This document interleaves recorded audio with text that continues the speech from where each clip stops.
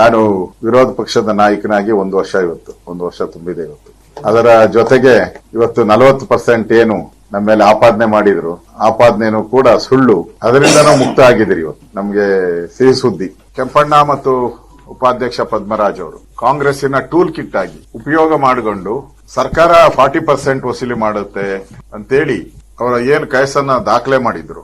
ಈಗ ಅದು ಬಟಾ ಬಯಲಾಗಿದೆ. ಯಾರು ಈಗ ಮಾಡಿದ್ರು ಆ ವ್ಯಕ್ತಿ ಏನ್ ದಾಖಲೆಗಳನ್ನ ಕೊಟ್ಟಿದ್ದ, ನಾನೇ ಕೊಟ್ಟಿದ್ದೀನಿ ಲಂಚ. ಅವರು 6 ವರ್ಷದಿಂದ ಕೆಲಸನೇ ಮಾಡಿಲ್ಲ. ಅವರು ಕಾಂಟ್ರಾಕ್ಟರ್ ಕೆಲಸನೇ ಮಾಡಿಲ್ಲ 6 ವರ್ಷ. ನಿರುದ್ಯೋಗಿ, ಈ ನಿರುದ್ಯೋಗಿಗಳು ನಿರುದ್ಯೋಗಿ ಕಾಂಟ್ರಾಕ್ಟರ್ಗಳೆಲ್ಲ ಸೇರ್ಕೊಂಡು ಕಾಂಗ್ರೆಸ್ಸಿನ ಟೂಲ್ ಕಿಟ್ ಆಗಿ 40% ಸರ್ಕಾರ ಅಂತೇಳಿ ನಮ್ಮ ಮೇಲೆ ಆಪಾದನೆ ಮಾಡಿದ್ರು, ಬೊಮ್ಮಾಯಿ ಸರ್ಕಾರದ ಮೇಲೆ. ಇವತ್ತು ಕಾಂಗ್ರೆಸ್ ಅವರಿಗೆ ಯಾವ ಮುಖ ಇಟ್ಕೊಂಡು ನೀವು ಕೋವಿಡ್ ಹಗರಣ ಆಗಿದೆ, ಬೇರೆ ಬೇರೆ ಹಗರಣಗಳನ್ನ ಹೇಳ್ತಾ ಇದ್ದೀರಲ್ಲ, ಇದೆಲ್ಲ ಇದೆ. ನಿಮ್ಗೆ 40% ಸರ್ಕಾರನ ಕಳೆದ 16 ತಿಂಗಳಲ್ಲಿ ಪ್ರೂವ್ ಮಾಡಕ್ಕೆ ಆಗಿಲ್ಲ ನಿಮ್ ಕೈಲಿ. ಹೈಕೋರ್ಟ್ ಹೋಗಿತ್ತು, ಹೈಕೋರ್ಟ್ ಅಲ್ಲಿ ನೀವು ದಾಖಲೆನೆ ಮಂಡನೆ ಮಾಡಿಲ್ಲ. ಇವರು ಹೈಕೋರ್ಟ್ ಅಲ್ಲೂ ಕೇಸ್ ನಡೀತಾ ಇತ್ತು, ಅಲ್ಲಿ ದಾಖಲೆನೆ ಕೊಡ್ಲಿಲ್ಲ. ಹಲವಾರು ಬಾರಿ ನೋಟಿಸ್ ಕೊಟ್ಟರು, ಅಟೆಂಡೇ ಆಗ್ಲಿಲ್ಲ.